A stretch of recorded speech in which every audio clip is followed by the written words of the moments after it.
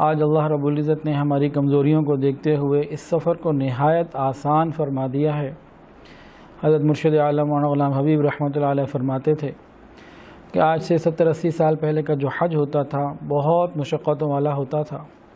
انسان پاکستان سے سفر کرتا بحری جہازوں کے ذریعے تو 15-20 دن کا سفر کم و بیش کر کے جدہ پہنچتا۔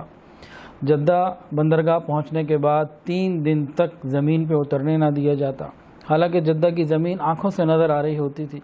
ایک ایک حاجی کا ٹیسٹ ہوتا کہ اس کو سمندری بخار یا کوئی چیز تو نہیں، اور پھر ویکسینیشن ہوتی، پھر اترتے۔ جدہ اترنے کے بعد 1 دن 1.5 دن کبھی 2 دن کم و بیش لگتے اور امیگریشن کے پروسیس اور اگلے مرحلے کی تیاریاں ہوتی۔ اس کے بعد جب جدہ بندرگاہ سے مکہ مکرمہ جانا ہوتا تو وہ ایک الگ مستقل بہت بڑا معاملہ تھا۔ اس میں کیا ہوتا تھا کہ جو لوگ پیسے والے ہوتے تھے وہ اونٹ کرائے کے لیے لے لیا کرتے تھے، اپنے لیے بھی اور اپنے سامان کے لیے بھی، اور جن کے پاس پیسوں میں کمی ہوتی تھی وہ سامان کے لیے اونٹ کرائے پہ لے لیا کرتے تھے اور خود پیدل جایا کرتے تھے۔ اور راستہ کیسا ہوتا تھا؟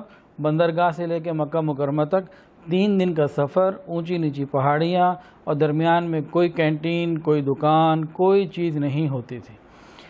ان کو 3 دن میں کھانے پینے کا سامان بھی اپنے ساتھ رکھنا ہوتا، حتیٰ کہ وضو کا، طہارت کا، کھانا پکانے کا جو پانی ہوتا تھا وہ بھی ساتھ رکھنا پڑتا تھا بندرگاہ جدہ سے لے کے۔